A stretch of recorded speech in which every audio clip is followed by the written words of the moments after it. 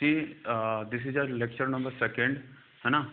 अगर आप बात करें तो आपके पास यहाँ पर हम लोग अभी एलिमेंट के बारे में पढ़ने जा रहे हैं, जिसमें एलिमेंट अगर हम बात करें क्या डिफिनेशन का, पहले एलिमेंट किसको कहते हैं, है ना, इसको हम लोग समझेंगे एलिमेंट किसे कहते हैं।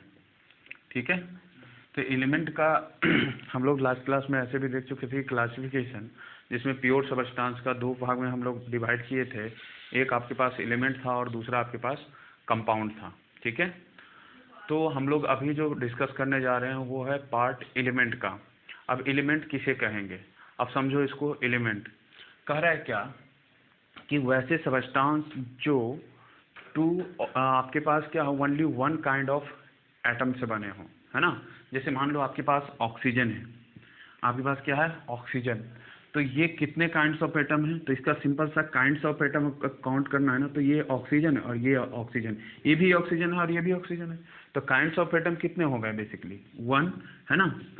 काइंड ऑफ एटम की बात करें तो क्या हो गया, यहाँ पे 1 हो गया, है ना। और अगर बात करूँ मैं नंबर ऑफ एटम, मैं क्या बात करूँ, नंबर ऑफ एटम का, तो नंबर ऑफ एटम कितने हो गए, नंबर ऑफ एटम सिंपली कितने हो गए, दैट इज 2 है, तो 2 आपके पास, है ना। अगर बात करूँ ओजोन, O3 को, ये ऑक्सीजन गैस है, ये आपके पास ओजोन है। तो आपके पास क्या है कि यहाँ पर काइंड ऑफ एटम कितने होंगे, तो काइंड ऑफ एटम की बात करें तो यहाँ पर कितने होंगे, दैट इज ये भी ऑक्सीजन, ऑक्सीजन एंड ऑक्सीजन से बना, और तीनों एक दूसरे तीसरे से क्या है, बिल्कुल एक दूसरे से सिंगल है ना। तो यहाँ काइंड ऑफ एटम की बात करें तो काइंड ऑफ एटम कितने हो गए, 1, है ना। और नंबर ऑफ एटम की बात करें तो नंबर ऑफ एटम आपको कितने के देखने को मिल रहे हैं, 3। ठीक है, जबकि अगर मान लो आपके पास H2O ले लिया, तो यहाँ पर काइंड ऑफ एटम कितने हैं, तो एक हाइड्रोजन और दूसरा काइंड ऑफ एटम ऑक्सीजन, है ना। तो काइंड ऑफ एटम कितने हो गए, दैट इज 2 हो गए। एंड नंबर ऑफ एटम कितने हो गए, तो देखो 2 हाइड्रोजन के और एक ऑक्सीजन के, तो यहाँ पर कितने हो गए, 3। अब एलिमेंट किसे कहते हैं, समझो इसको। कह रहा है ना कि 2 सबस्टांस, है ना, क्या कह रहा है कि 2 substance which are made up of only 1 kind of atom, है ना। क्या बोला, 2 सबस्टांस, लिखो 2 substance which are made up of, which are क्या, made up of, which are made up of only 1 kind of atom,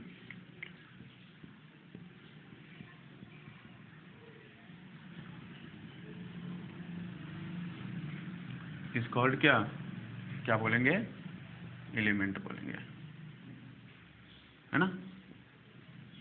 example में आपके पास क्या हो सकता है, ऑक्सीजन हो सकता है एग्जाम्पल में, और क्या हो सकता है, आपके पास O3 हो सकता है, Cl2 हो सकता है, F2 हो सकता है ना। तो ये क्या है, आपको सेम काइंड ऑफ एटम से बने हुए हैं, तो इसीलिए इसको हमको क्या बोलेंगे, आपको सिंपली एलिमेंट बोलेंगे। ठीक है। अब नेक्स्ट आता है आपके पास, ये तो एलिमेंट बोल दिया और समझ भी लिया, है ना। और मेन पोर्शन क्या है, that is only 1 kind of atom, इसको आप ध्यान में जरूर रखिएगा पूरे डिफिनेशन में, है ना। ये पंच लाइन है, तो इसको आप ध्यान में जरूर रखिएगा। ठीक है, नेक्स्ट आपके पास आता है क्या, दैट इज कैरेक्टरिस्टिक्स। अब एलिमेंट मैंने समझ लिया है, तो अब हमको कैरेक्टरिस्टिक्स भी इसका समझना होगा, इसका क्या कैरेक्टर होता है, और काफ़ी ज़्यादा इंपॉर्टेंट है। एलिमेंट को सही से समझने के लिए उसके कैरेक्टर को समझना बहुत ही ज़रूरी है ना। तो नेक्स्ट हेडिंग में हम डालेंगे क्या, कैरेक्टरिस्टिक्स ऑफ एलिमेंट।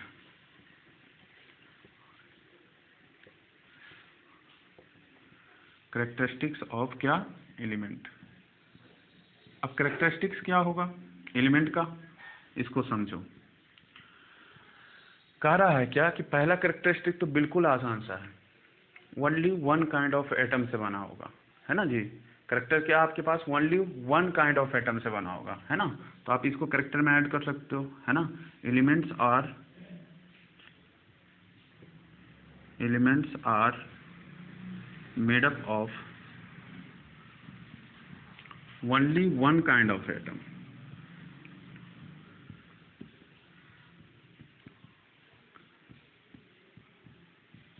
ये तो डेफिनेशन हो गया सर, है ना। दूसरा कैरेक्टरिस्टिक्स की बात करें तो कहता है क्या, दूसरा कैरेक्टरिस्टिक्स कहता है कि सिंपली अगर हम यहाँ पे देखें ऑक्सीजन को, तो ऑक्सीजन को क्या हम इसे सिंपलर फॉर्म में तोड़ सकते हैं ऐसे, ऑक्सीजन एंड ऑक्सीजन? कहता है नहीं। क्यों? क्योंकि कहता है इसके लिए स्टेबिलिटी इसका खराब हो जाता है। बट ये समझो कि अगर ये O2 के फॉर्म में है तब तो एग्जिस्ट कर रहा है, वरना इसका एग्जिस्टेंस ही नहीं रह पाएगा। ठीक है, तो आपके पास ये जो ऑक्सीजन है ना, ऑक्सीजन को इसके सिंपलर फॉर्म में, एलिमेंट को उसके सिंपलर फॉर्म में ब्रेक डाउन नहीं किया जा सकता है ना।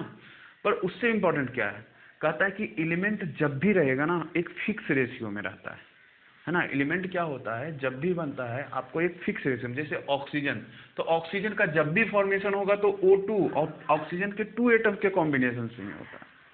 ठीक है, तो लिख लेंगे एलिमेंट्स आर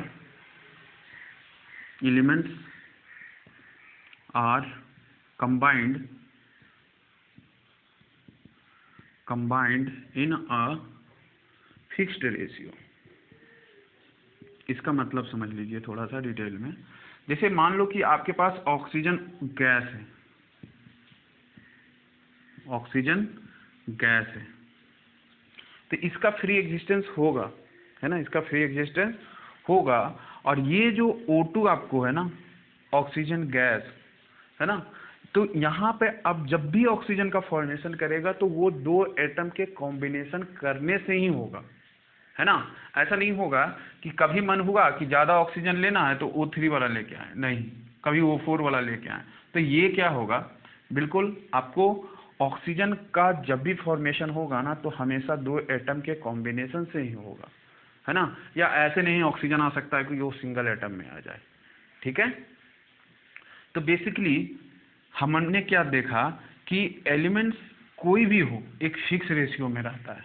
ठीक है, नेक्स्ट की अगर बात करें क्या, तो कह रहा है क्या कि elements cannot be divided into क्या, सिंपलर फॉर्म, उसको और सिंपलर फॉर्म में नहीं तोड़ सकते हैं। जैसे आपके पास क्लोरीन है ना, लिख लो, इस बात को लिख लेते हैं, है ना। एलिमेंट्स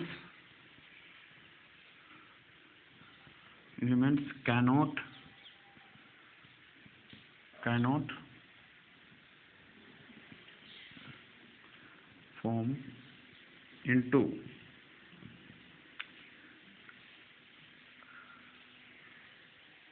कैनॉट ब्रेक, ये ज़्यादा बेटर है ना, cannot break into any simpler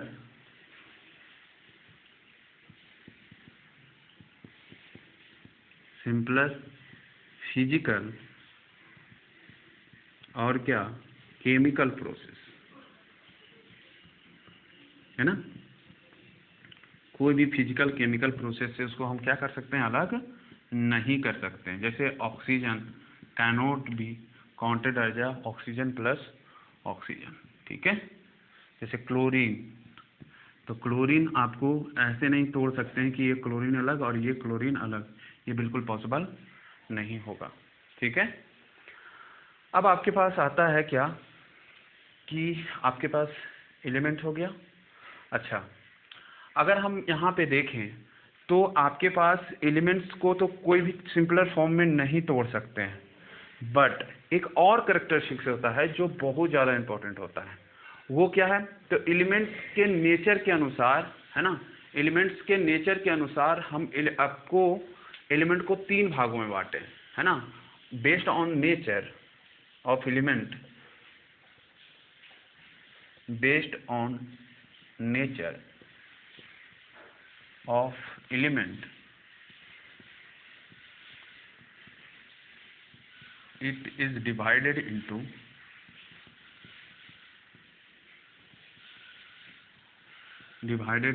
क्या, 3 parts।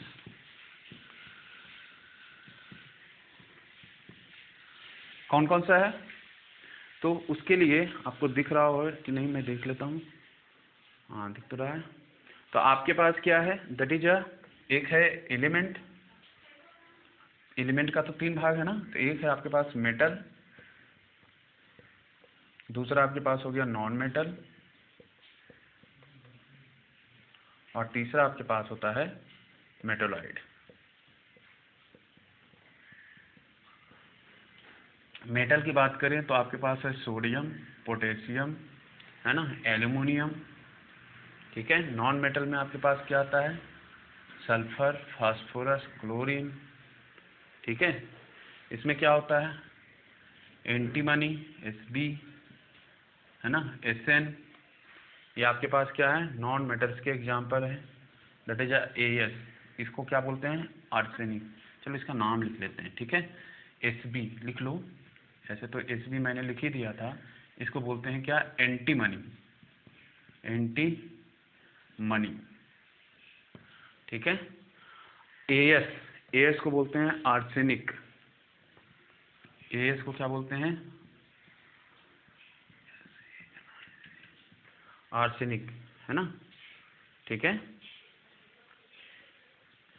इसको बोलते हैं आर्सेनिक, ठीक है। तो ये मेटल के एग्जाम्पल थे, दूसरा नॉन मेटल, और तीसरा आपके पास मेटलॉइड्स के एग्जाम्पल थे, है ना।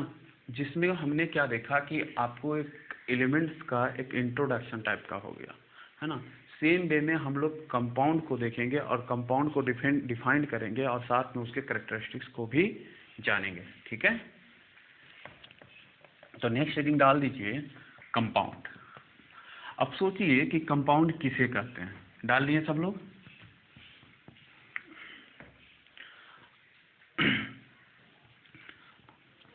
नेक्स्ट है आपके पास क्या, कंपाउंड। अब कंपाउंड किसे कहेंगे, तो आपने वहां पर ऑलरेडी देख रखा था क्या, एलिमेंट के बारे में, only one kind of atom होगा, है ना। जबकि यहाँ पर आपको क्या देखने को मिलेगा, दैट इज बचा कौन, तो 2 और मोर देन 2 वाला पोर्शन बचा हुआ है ना जी। तो 2 और मोर देन 2 वाला पोर्शन बचा हुआ है, तो यहाँ से आप क्या कर सकते हो, डिफाइंड कर सकते हो, है ना। और कंपाउंड बेसिकली क्या होता है, तो कहता है क्या, 2 और more than 2 kinds of atom से बने हो, है ना। क्या हो, कंपाउंड। कंपाउंड का डिफिनेशन कैसे लिखोगे, सिंपल सा, जैसे आपने एलिमेंट का लिखा था ना, है ना, 2 substance which are made up of only one kind of atom, उसी तरह से आप कंपाउंड का लिखिएगा क्या, तो 2 substance which are made up of 2 और more than 2 kind of atom, है ना, 2 और more than 2 kinds of atom, उसको हम क्या बोलेंगे, सिंपली कंपाउंड, आपको कंपाउंड बोलेंगे, ठीक है। तो लिखेंगे दूसरा आपके पास है क्या, कंपाउंड, हेडिंग डालिएगा कंपाउंड, ठीक है। कंपाउंड का क्या होगा, सिंपली लिखिए, 2 substance, those substance which are made up of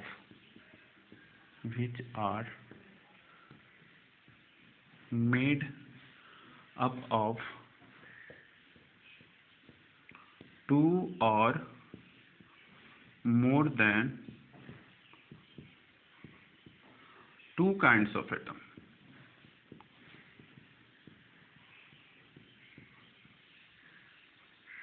atom, is known as क्या, is known as क्या, that is a compound। ध्यान देना आप लोग, क्या मैंने बोला, 2 और more than 2 kinds of atom. देखो यहाँ पर सबसे इंपॉर्टेंट पार्ट है, इसको ध्यान से देखिए, 2 और मोर देन 2 काइंड्स, ये जरूरी है। तो आपके पास क्या है, 2 और more than 2 kinds of atom से जो बना रहेगा उसको हम सिंपली क्या बोलेंगे, दैट इज अ कंपाउंड बोलेंगे, ठीक है। अब इसको समझो, समझने वाली बात क्या है, जैसे आपके पास कुछ मैं कंपाउंड देता हूँ H2O, है ना, और आपको क्या करना है, यहाँ पर लिखना है kinds of atom, kinds of atom, और दूसरा क्या है, number of atom, number of atom, ठीक है। आपके पास पहला मैं कंपाउंड डाल रहा हूँ क्या, दैट इज पहला कंपाउंड है H2O। बताइए H2O में काइंड्स ऑफ एटम कितने होंगे, तो सिंपल इज दैट, काइंड हमको देखना है तो एक हाइड्रोजन और दूसरा ऑक्सीजन, तो काइंड्स ऑफ एटम कितने हो गए, 2, एंड नंबर ऑफ एटम्स कितने हो गए, दैट इज 3, ठीक है। अच्छा दूसरा बताइए, दूसरा आप बताइए, दूसरा एग्जांपल मैं दे रहा हूँ H2SO4। इसका आप लोग खुद से कीजिए, वीडियो को पॉज कर लें और इसको ज़रूर आप करें खुद से। जब तक खुद से नहीं करोगे ट्राई, तब तक कुछ हाथ नहीं लगेगा, ठीक है। और कर कीजिए, मैं एग्जांपल दे रहा हूँ C6H12O6। ये क्या है? ग्लूकोज है ना, शुगर का देते हैं। शुगर का क्या होता है? C12H22। एंड एक नेक्स्ट क्या है? वो 11 है ना।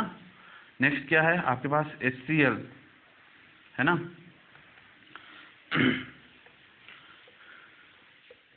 अमोनियम क्लोराइड NH4Cl है ना। अमोनियम नाइट्रेट NH4NO3, ठीक है। तो ये आपके पास कंपाउंड है। यहाँ पर आपको बताना है काइंड्स ऑफ एटम कितने होंगे, नंबर ऑफ एटम्स कितने होंगे। तो होपफुली आपने कर लिया होगा। अब यहाँ देखिए काइंड्स ऑफ एटम तो 1, 2 एंड 3 है। एक हाइड्रोजन, दूसरा सल्फर एंड तीसरा ऑक्सीजन है ना। एंड नंबर ऑफ एटम्स यहाँ 4, 4 और 5 एंड 2 कितना हो गए? 7 है ना। नेक्स्ट आपके पास क्या है? काइंड्स ऑफ एटम कितने हैं? 1, 2 and 3। Carbon, hydrogen and oxygen 3 हो गए। और नेक्स्ट आपके पास क्या है? 6, 12 एंड 6 कितने हो गए टोटल? 24। इसको लिखेंगे 24। यहाँ पर आपके पास क्या है? शुगर है। तो शुगर में काइंड्स ऑफ एटम 1, 2 और 3 है ना। और आपके पास नंबर ऑफ एटम्स कितने हो गए? तो जोड़ो, इसको ऐड करो। 1 + 2 + 2 कितने हो गए? 5 है ना। और यहाँ पर कितने हैं आपके पास? 1 + 2 + 1 कितने हो गए? 4। मतलब टोटल नंबर ऑफ एटम्स कितने हो गए? 45। अच्छा, HCl ये हाइड्रोजन है, ये क्लोरीन है, 2 एटम है। तो काइंड्स ऑफ एटम कितने हो गए? 2। और नंबर ऑफ एटम्स कितने हो गए? 2 हो सकते हैं। यहाँ पर क्या है? एक नाइट्रोजन है, हाइड्रोजन है एंड क्लोरीन है। तो कितने काइंड्स ऑफ एटम हो गए? 3। And number of atoms total कितने हो गए? तो देखो 4 + 1 5 एंड 5 + 1 कितने हो गए टोटल? 6 हो गया। अच्छा, यहाँ पे देखिए काइंड्स ऑफ एटम, यहाँ पर जरूर ध्यान दीजिएगा। यहाँ पर नाइट्रोजन रिपीटेड है ना। तो आपके पास 1 हो गया, 2 हो गया और ये ऑलरेडी काउंटेड है, तो ये 3 ही है। तो काइंड्स ऑफ एटम कितने हो गए? 3। और नंबर ऑफ एटम्स देखिए, तो यहाँ 5 और यहाँ पर 4, तो टोटल कितने हो गए? 9, ठीक है। तो होपफुली आपने ये काम कर लिया होगा, बड़े अच्छे से किया होगा। नहीं किया तो इस बोर्ड को देखिए, है ना, और इसको समझने की कोशिश कीजिए, है ना। आपके बुक्स में बहुत सारे एग्जाम्पल है, उस पर भी आप ट्राई कर सकते हो ये सेम थिंग को, है ना, सेम कॉन्सेप्ट को। अब नेक्स्ट हम लोग आते हैं क्या? कैरेक्टरिस्टिक्स, ठीक है। नेक्स्ट क्या आते हैं? इसको आप कॉपी में नोट डाउन कर लें। और नेक्स्ट आते हैं क्या? कैरेक्टरिस्टिक्स ऑफ क्या? That is a compound.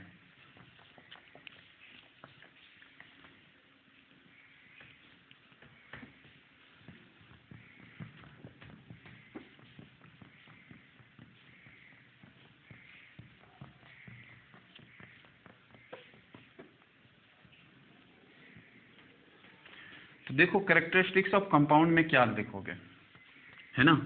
अगर कैरेक्टरिस्टिक्स की बात करें तो कैरेक्टरिस्टिक्स क्या होगा कंपाउंड का? पहला तो आपको यही नज़र आ रहा होगा कि इसका डिफिनेशन से जैसे मैंने एलिमेंट में किया था उसी तरह से मैं कंपाउंड में कर सकता हूँ। बेसिकली कैरेक्टर क्या होगा कि यहाँ पर 2 काइंड्स ऑफ एटम अगर बने रहेंगे, है ना, 2 काइंड्स ऑफ एटम रहेंगे। जितना भी एग्जांपल मैंने क्या दिया वो कंपाउंड का था। क्यों? क्योंकि उसमें 2 काइंड्स ऑफ एटम थे, 2 और मोर देन, है ना। तो कंपाउंड का आपके पास डिफिनेशन क्या कहता है कि जब भी आपको कोई भी सबस्टांस, जब 2 या 2 से ज़्यादा काइंड्स ऑफ एटम से बने हो, है ना, कोई भी सबस्टांस आपको 2 और more than 2 kinds of atom के बने हो, उस केस में हम उसको कंपाउंड कहते हैं। और कहता क्या है कि आपने देखा सीरीज ऑफ एग्जाम्पल जैसे हमने समझा उसको तरीके से। अब हम लोग जो कार्य पढ़ने जा रहे हैं वो क्या है? दैट इज अ कैरेक्टरिस्टिक्स, है ना।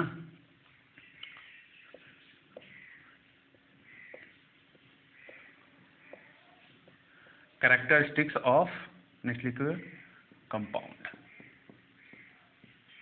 ठीक है। Characteristics of compound. तो पहला लिखिए क्या? पहला आपके पास है पहला कहता है क्या? इट्स मेड अप ऑफ मतलब compound made up of, compound made up of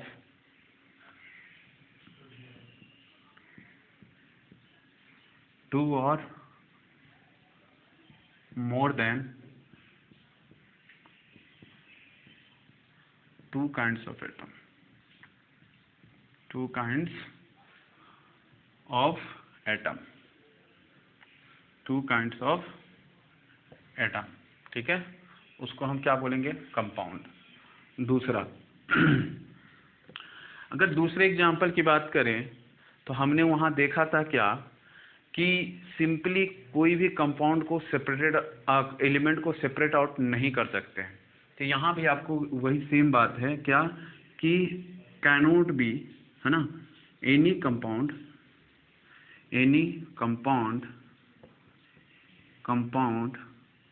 cannot B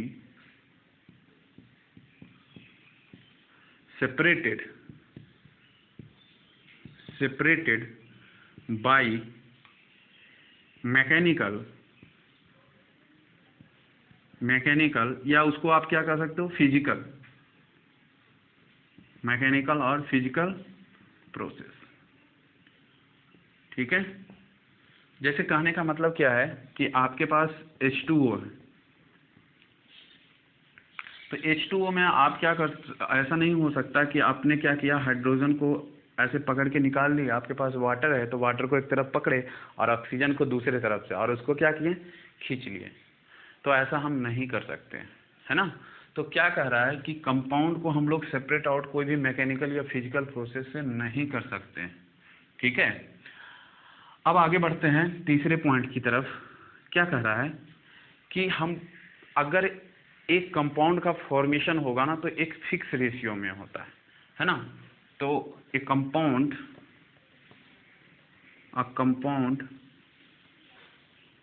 is made up of element in a fixed ratio. इसका क्या मतलब है, देखो, जैसे मैं हाइड्रोजन H2O की ही बात करूं तो यहाँ पर हाइड्रोजन है और दूसरा आपके पास ऑक्सीजन है। हाइड्रोजन के 2 हैं और ऑक्सीजन के 1 हैं, है ना। तो ये रेशियो हमेशा क्या होगा, फिक्स होगा, 2:1।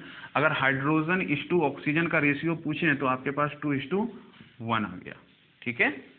अच्छा, और अगर हम कंपाउंड की बात करें जैसे CO2 तो कार्बन के 1 एटम और इसके 2 एटम हैं, C6H12O6। इसमें आपको क्या देखने को मिलता है, तो कार्बन, हाइड्रोजन एंड ऑक्सीजन का रेशियो लें तो यहाँ 6, यहाँ 12, यहाँ आपको वंस अगेन क्या आ रहा है, 6 आ रहा है ना। तो इसका रेशियो निकालोगे तो 1:2 कितना हो जाएगा, 2:1 आ गया। ये सिंपलर रेशियो है, तो एक फिक्स रेशियो में बनता है। जब भी ग्लूकोज का फॉर्मेशन होगा 1:2:1 होगा, है ना, मतलब 6:12:6 में ही होगा। इसके सिवा ऐसा नहीं हो सकता यहाँ पर कभी 10 हो जाए, यहाँ 12 हो जाए, यहाँ 11 हो जाए, तो कुछ ऐसा रैंडम नंबर नहीं आएगा। समझ रहे हो बात को। कहने का मतलब ये है कि जब भी एक कंपाउंड का फॉर्मेशन होगा तो 2 और मोर देन 2 एलिमेंट्स और एटम्स तो होंगे ही, मगर वो हमेशा क्या होंगे, एक फिक्स रेशियो में होंगे, ठीक है। अच्छा, ये तीसरा पॉइंट हो गया। अब हम लोग चौथे पॉइंट की तरफ बढ़ते हैं। कहता क्या है कि आपको जब भी कंपाउंड का एक फॉर्मेशन होता है ना, एक कंपाउंड का जो फॉर्मेशन होता है, इसको साइड में लिख लेते हैं तो नेक्स्ट पॉइंट हो जाएगा यहीं पे आपको 6:12:1, और इसको लिखो 2 1:2:1। ये और भी सिंपलर 6 से डिवाइड करके मैंने फाइंड आउट कर लिया है। अच्छा, ये चौथा नंबर देखिए, कह रहा है क्या, एक compounds have different properties from its constituents element, है ना। मैंने फिर से बोल रहा हूँ, पहले समझो इसको। कह रहा है कि कंपाउंड्स है, जैसे हाइड्रोजन को ऑक्सीजन के प्रेजेंस में जब जलाए ना तो आपके पास H2O मिला। क्या मिला, H2O। तो कह रहा है क्या कि हाइड्रोजन ऑक्सीजन के प्रेजेंस में, हाइड्रोजन को जलाया गया क्या, ऑक्सीजन के प्रेजेंस में। अगर इसका फिजिकल स्टेट की बात करें तो ये गैस होता है, ये भी गैस होता है, और इसके बारे में तो खूब अच्छे से पता है, ये लिक्विड होता है। देखो यहाँ पर हाइड्रोजन का कैरेक्टरिस्टिक्स की बात करें तो कैरेक्टरिस्टिक्स होता है ये फ्यूल का कैरेक्टरिस्टिक्स, और अगर ये जलना चाहता है तो वो इसको हेल्प करेगा, है ना। बट अगर जला हुआ आग है तो आपको क्या करेगा, ये सिंपली उसको खत्म करने की कोशिश करेगा। Simple is that. अगर कैरेक्टरिस्टिक्स की बात करें तो आपके पास यहाँ पर जो रिएक्टेंट में इसका जो प्रॉपर्टी है क्या प्रोडक्ट में है, नहीं। कहने का मतलब ये है कि हाइड्रोजन का कैरेक्टरिस्टिक्स जलने का है ना, ऑक्सीजन का कैरेक्टरिस्टिक्स जलाने का है, और इसका कैरेक्टरिस्टिक्स क्या है, बुझाने का, है ना। तो ये इंटायरली क्या है, रिएक्टेंट के कैरेक्टरिस्टिक्स से कंप्लीटली क्या होता है, डिफरेंट होता है। किसका, तो प्रोडक्ट का, और प्रोडक्ट क्या है, दैट इज अ कंपाउंड है ना। तो इसी बात को हम लोग लिख लेंगे क्या, तो न्यू कंपाउंड ऐसे करके लिख लो, new compound have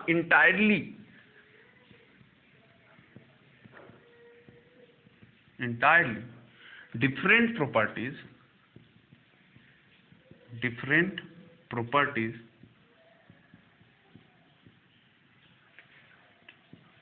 from its क्या, constituent element,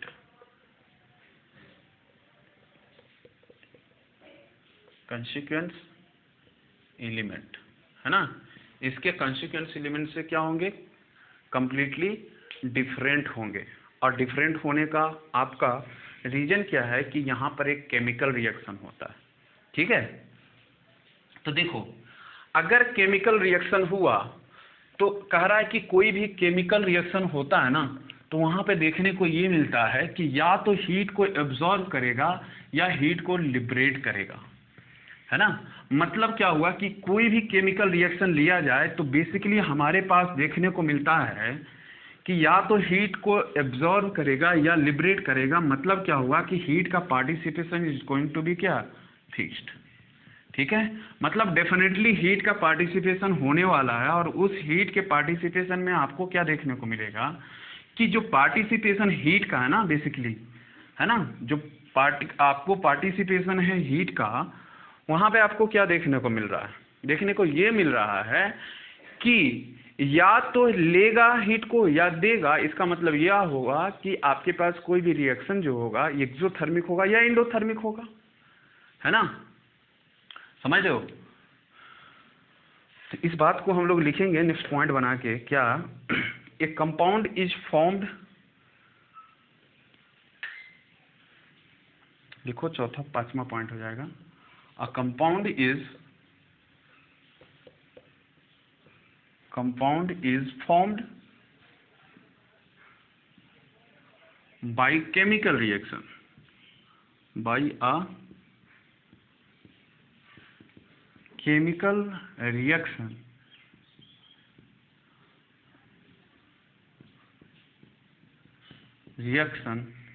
in that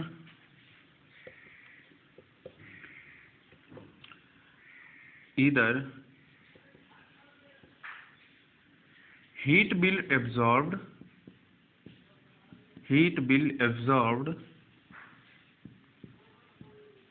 और क्या, heat will release,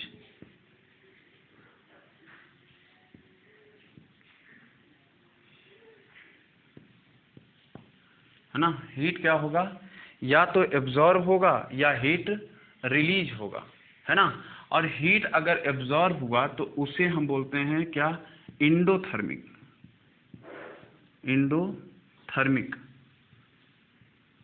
रिएक्शन। और हीट अगर रिलीज किया तो इसको बोलते हैं क्या, एक्सोथर्मिक रिएक्शन। समझ रहे हो बात को। तो ये इंडोथर्मिक क्या कहते हैं, heat will absorb those reaction in which heat will get to react, क्या होगा, combine to form a product, है ना। तो उसको इंडोथर्मिक बोलेंगे। एक्सोथर्मिक क्या है ना, any reaction that heat will release during the reaction, है ना। तो आपके पास क्या होगा, सिंपली कहा क्या कि या तो इंडोथर्मिक होगा या एक्सोथर्मिक होगा, मतलब हीट का इन्वॉल्वमेंट जरूर होगा एक कंपाउंड को बनाने में। ठीक है, अगर हम बात करें कंपाउंड का, तो नेक्स्ट पॉइंट कहता है आपके पास क्या होगा कि आप एक प्योर सबस्टांस है ना, इसीलिए आपके पास एक फिक्स मेल्टिंग पॉइंट या बॉइलिंग पॉइंट होता है। तो a compound have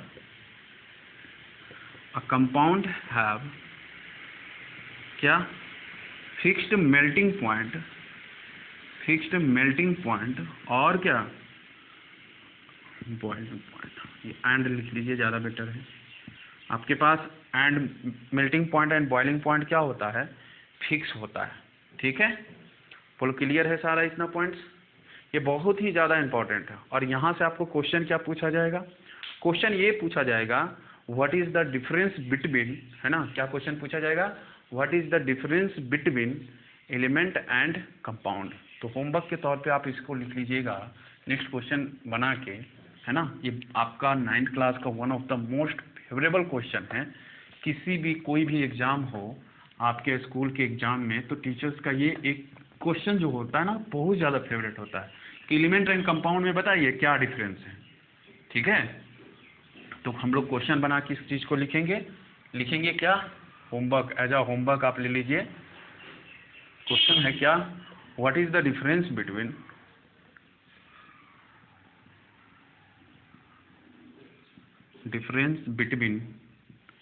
element and क्या, कंपाउंड। एलिमेंट एंड कंपाउंड में क्या डिफरेंस है बताइए। ठीक है, तो मिलते हैं नेक्स्ट क्लास में। बट उसके पहले आपको क्या करना है, इसको आप ज़रूर कोशिश करके कॉपी में आप बना लें, ताकि आपका जो भी आपने पढ़ा है ना उसका कॉन्सेप्ट और थ्रूली क्लियर हो जाए।